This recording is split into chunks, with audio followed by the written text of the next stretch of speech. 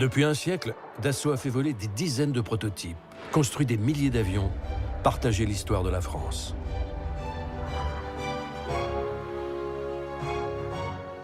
Dassault, c'est l'héritage d'une personnalité hors du commun.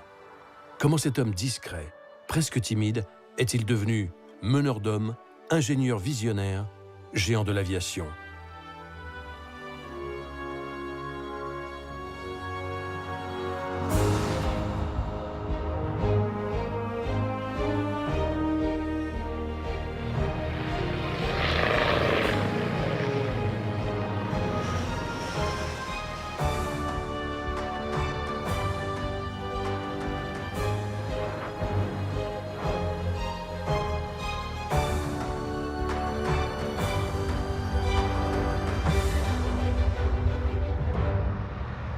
Depuis 100 ans, Dassault lance des défis au ciel et aux nuages. C'est la dernière grande entreprise aéronautique au monde dont la famille du créateur contrôle la destinée. Louis Blériot, Gaston Caudron, Louis Breguet, Gabriel Voisin, tous ces noms de constructeurs et pionniers ont aujourd'hui disparu. Dassault est toujours là.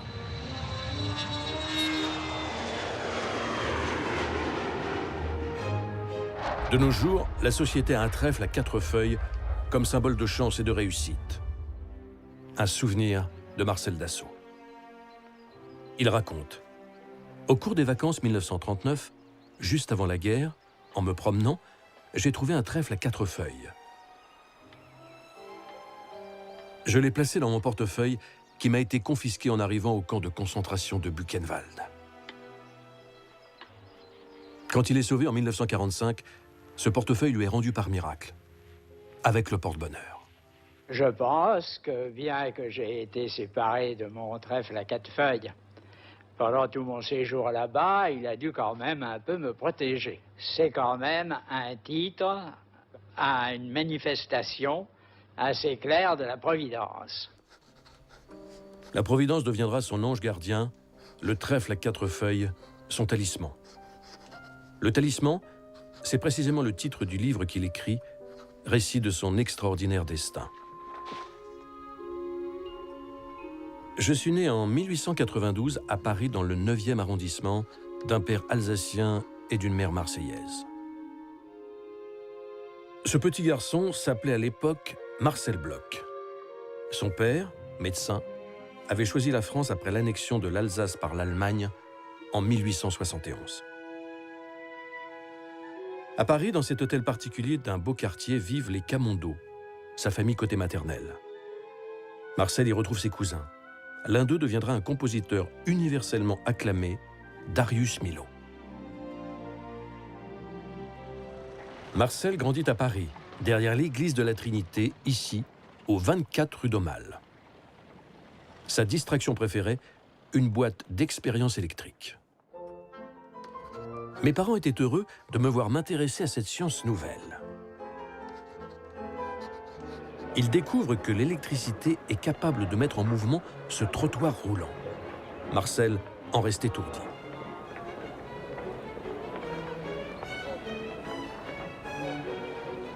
En ce début de siècle, l'électricité révolutionne tout. L'éclairage, les transports, le téléphone.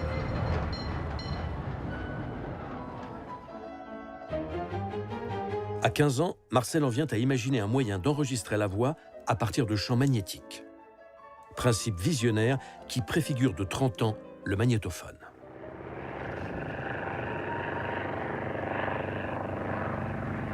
Mais c'est le survol de Paris par un aéroplane, à l'heure où s'ouvre la première exposition de locomotion aérienne, qui suscite sa vocation.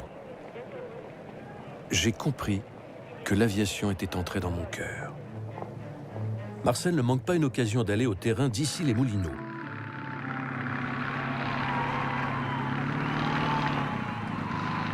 Il se passionne pour les pionniers de l'aviation, les Farman, Santos Dumont. Il suit la compétition qui oppose Latam et Blériot. Qui traversera le premier la Manche? C'est Blériot qui revient triomphalement à la gare du Nord. Il est entré dans l'histoire comme Pégou et ses acrobaties.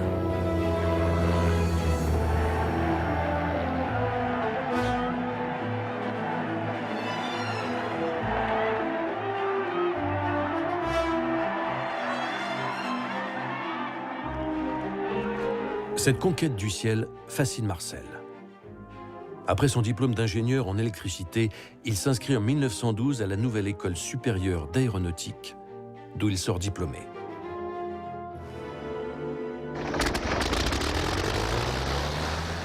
Les militaires commencent eux aussi à s'intéresser à l'aviation. Ils cherchent des spécialistes.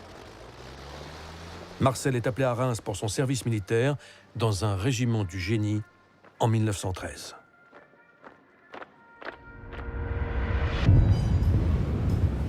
Lorsqu'éclate la guerre, Marcel est affecté au laboratoire aéronautique de Chalais-Meudon. En 1915, il y rencontre un certain Henri Potez, dont il devient l'ami. Leur mission, normaliser la construction des caudrons G3. Marcel réceptionne aussi les avions pour évaluer les performances des appareils livrés à l'armée.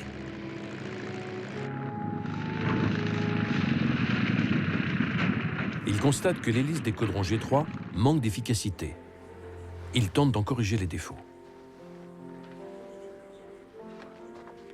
Il calcule, dessine et fait construire une hélice qu'il baptise Éclair.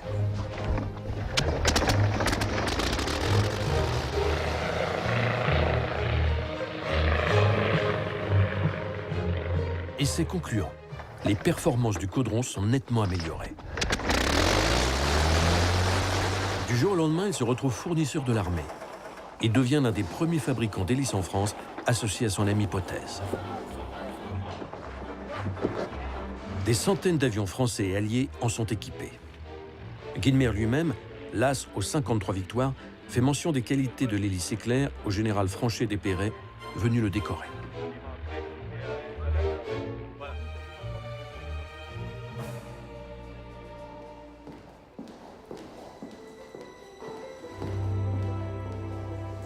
Au siège du groupe Dassault, voici l'hélice centenaire qui a marqué la naissance de la société aéronautique.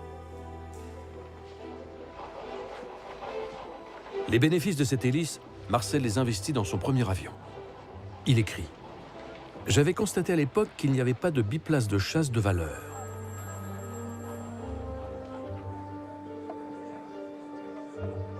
Il trace des plans, calcule les longerons, choisit l'étoile et crée avec Potez la SEA, la Société d'études aéronautiques.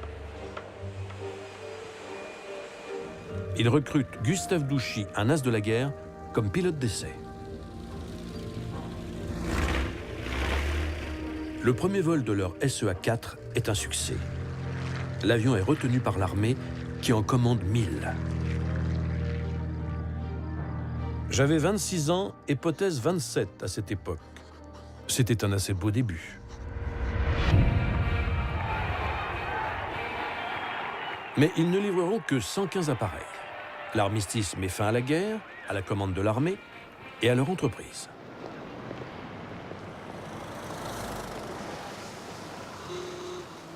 La paix revenue, l'aviation n'est plus à l'ordre du jour. Lorsque Marcel présente des projets, rappelle son fils Serge Dassault, le ministère répond qu'il n'en est plus question. On n'a plus besoin d'avions, on n'a plus besoin d'armement. C'est la dernière guerre. Donc vous pouvez construire des boîtes ou des fenêtres, mais pas d'avions. Les usines d'aviation ferment les unes après les autres. Marcel se met en quête d'une nouvelle activité. Il se lance dans l'ameublement, dans le quartier des ébénistes de Paris, le faubourg Saint-Antoine. Il rejoint l'entreprise d'une famille amie, les Minquès, dont il a vu grandir la fille Madeleine avant d'en tomber amoureux. Sentiment partagé. Elle a 18 ans, lui 27. Marcel épouse Madeleine en 1919. Une histoire d'amour qui durera plus de 60 ans et donnera naissance à 2 fils, Claude en 1920 et Serge 5 ans plus tard. Pendant près de 10 ans, aux côtés de son beau-père, Marcel fera fabriquer des copies de meubles de style. Il achète aussi des terrains, s'essaye à la construction immobilière. Mais de son atelier du faubourg Saint-Antoine, il garde un œil sur le ciel et ne passe jamais sans une ombre de nostalgie devant le Grand Palais.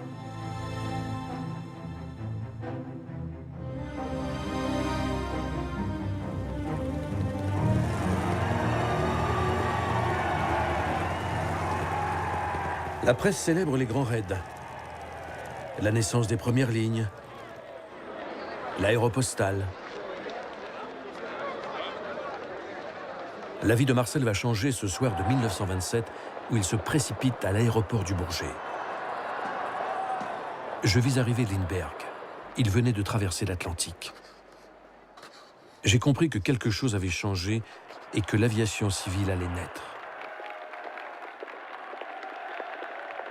Le Spirit of Saint-Louis, l'appareil de Lindbergh, m'a ramené à l'aviation.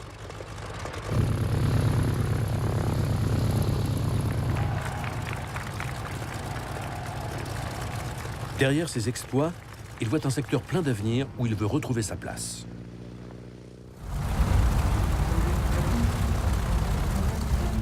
Quelques mois plus tard, Marcel peut admirer ce Junkers de 14 tonnes capable d'emporter 40 passagers.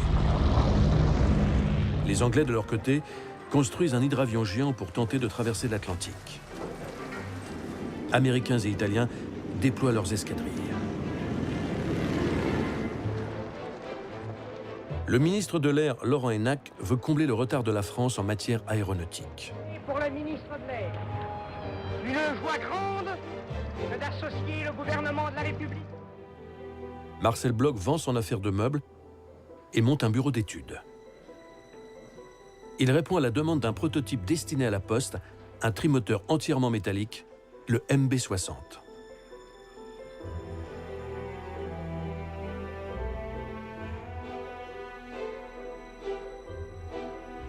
En 1930, le trimoteur postal est présenté aux officiels. C'est un succès. Mais la commande de l'État tarde à venir. Marcel, sans attendre, se lance dans un nouveau projet, un avion sanitaire, une ambulance du ciel.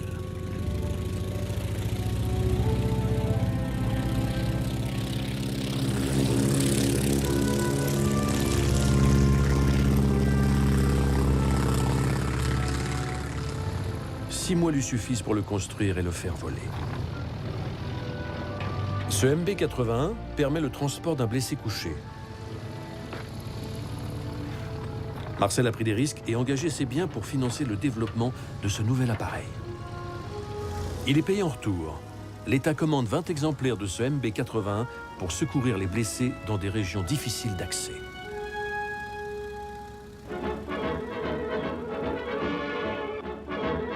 Le trimoteur colonial, son troisième appareil, est présenté par Marcel Bloch au président de la République, Albert Lebrun.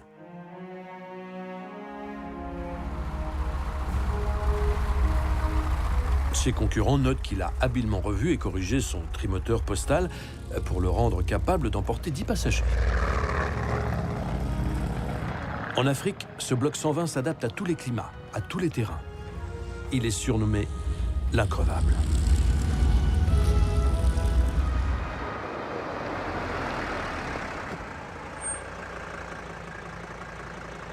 Au 14e salon de l'aviation, Marcel Bloch figure déjà en bonne place entre Caudron et Breguet, à côté de son ami Potez.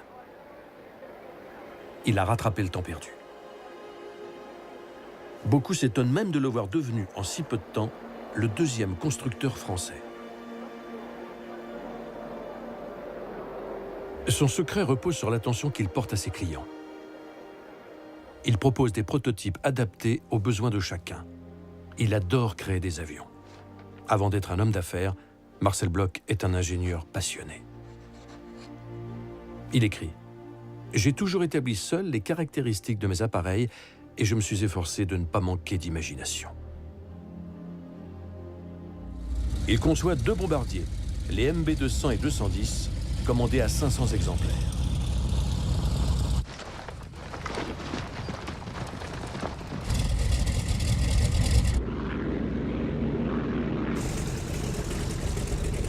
Après avoir gagné la confiance de l'armée de l'air, il devient avec son MB-220 l'un des principaux fournisseurs de la nouvelle compagnie Air France. 16 exemplaires sont commandés. Certains sont destinés aux services postaux aériens, d'autres aux premiers services passagers.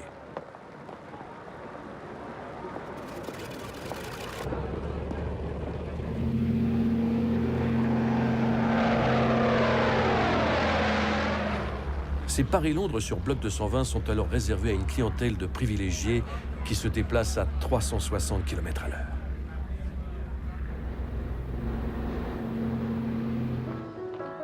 Mais le succès ne monte pas à la tête de cet homme foncièrement discret.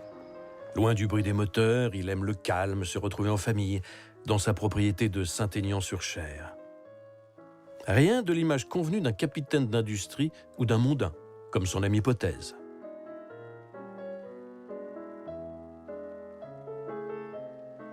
Il cultive le mystère, il fuit les curieux et leurs questions. Par instinct, je ne réponds pas aux autres, écrit-il.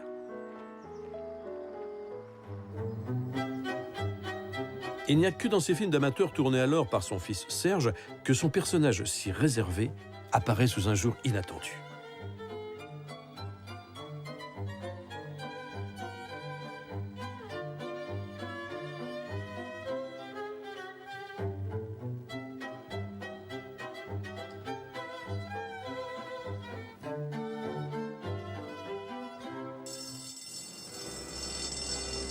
Au milieu des années 30, la société Avion Marcel Bloch est une belle affaire industrielle.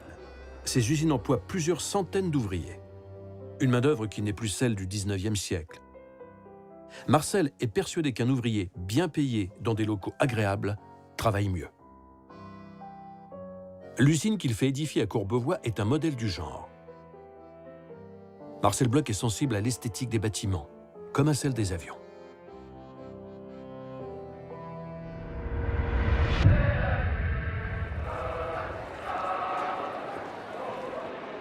« 1936, effervescence sociale, grève. Les 700 employés de Marcel Bloch à Courbevoie occupent l'usine. Ils réclament le relèvement des salaires et une convention collective. Marcel, patron de Progrès, est partagé.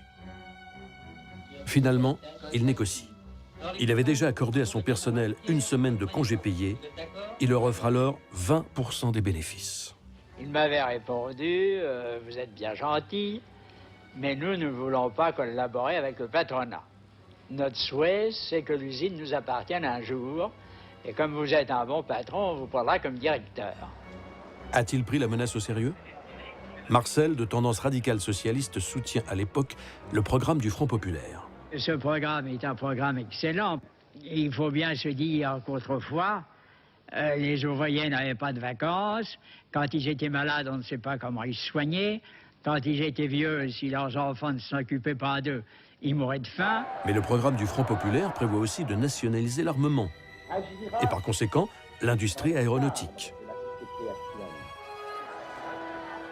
Le ministre de l'Air, Pierre Cotte, doit non seulement indemniser Marcel Bloch, mais aussi trouver un administrateur pour son entreprise. Finalement, qui de mieux que Marcel Bloch? Marcel accepte de diriger la SN Caso, la Société nationale de construction aéronautique du Sud-Ouest, qui absorbe ses usines. En marge de cette activité, l'État l'autorise à créer un bureau d'études indépendant, la Société anonyme des avions Marcel Bloch. Finalement, cette nationalisation que Marcel avait redoutée ne se révèle pas être une si mauvaise affaire. Pourtant, une série de turbulences l'attend.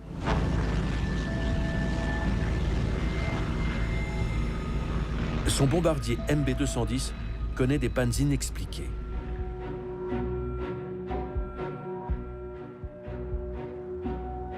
Trois accidents successifs le font interdire de vol en 1937. Marcel Bloch a beau expliquer que les moteurs qu'achète la SN Caso ne sont pas toujours fiables, la presse l'ignore. Il est tenu pour responsable. Le moteur n'est pas fabriqué par Marcel Bloch. Et les problèmes que vont rencontrer les bombardiers Bloch de cette époque, les mêmes problèmes qu'ont les bombardiers Potez et les bombardiers Breguet, c'est que nous avons de mauvais moteurs à l'époque. Notre aviation est-elle à la hauteur de ses rivales? S'interroge le gouvernement français et les observateurs étrangers.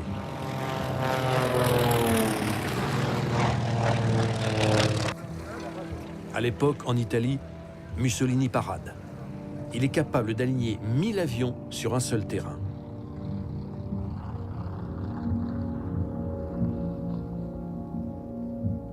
En Allemagne, Hitler viole le traité de Versailles et lance ses fabrications d'avions à un rythme de guerre.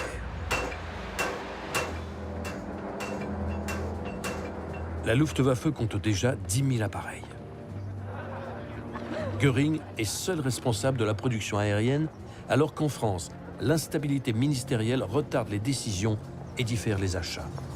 Mon père m'avait dit qu'à l'époque, les commandes de série sont arrivées en 37, 38, donc un an avant la guerre. Alors que les Allemands réarmaient à toute allure.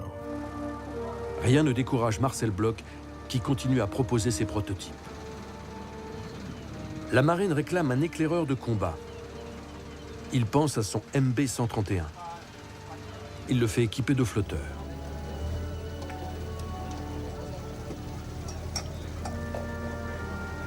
L'armée changera d'avis et cet hydravion ne connaîtra pas de lendemain. Mais entre 1930 et 1940, Marcel Bloch, à lui seul, va construire près de 1800 appareils pour la France.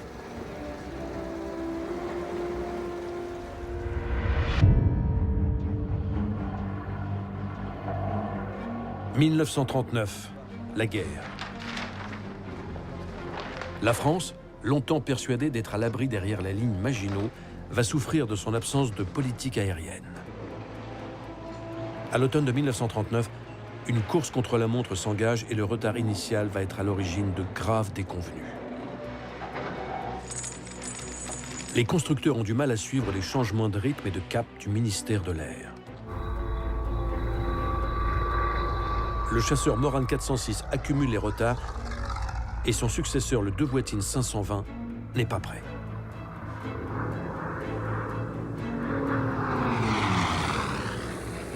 Il faudrait augmenter la production des chasseurs Bloch 152.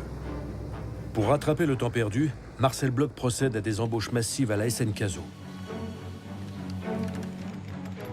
Parfois au prix de malfaçons. Certains avions ne sont pas au point lorsqu'ils arrivent en escadrille.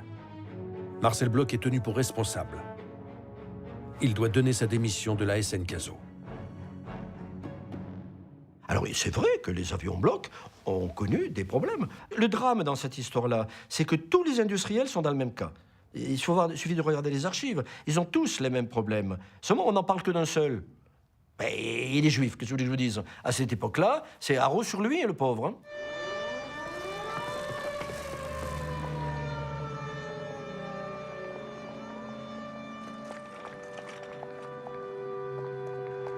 Comme des millions de Français, avec Madeleine, sa femme, ses fils Claude et Serge, Marcel prend la route de l'exode. Mais où aller? Marcel hésite, songe à s'exiler en Amérique, puis se replie finalement avec les siens dans le Midi. Le 16 juin, la France s'effondre, Pétain arrive au pouvoir. Il a dit, bon, avec Pétain, on risque rien, donc on reste là. Il a eu confiance. Mal placé.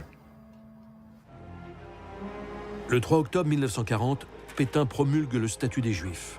Le 5, Marcel Bloch, considéré comme individu dangereux pour la sécurité publique, reçoit une convocation. Il doit se présenter au palais de justice de Nice. Il est accusé de ne pas avoir construit assez d'avions. Il a beau répondre que les gouvernements successifs ne les lui ont jamais commandés, il est placé en détention parmi d'autres appelés alors les responsables de la défaite.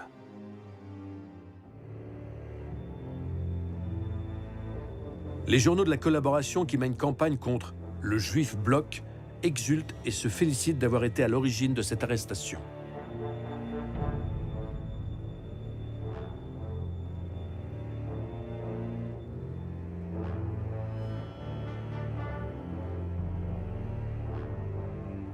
Ils écrivent même que si les juges ne condamnent pas Marcel Bloch, attention à la bombe. Des menaces d'attentat contre les juges s'ils punissent pas. Quant à Bloch, il faut le pendre à une corde. Enfin, je veux dire, c'est inouï hein, ce qui s'écrit. Son frère René Bloch, célèbre chirurgien, est arrêté à son tour. Il est accusé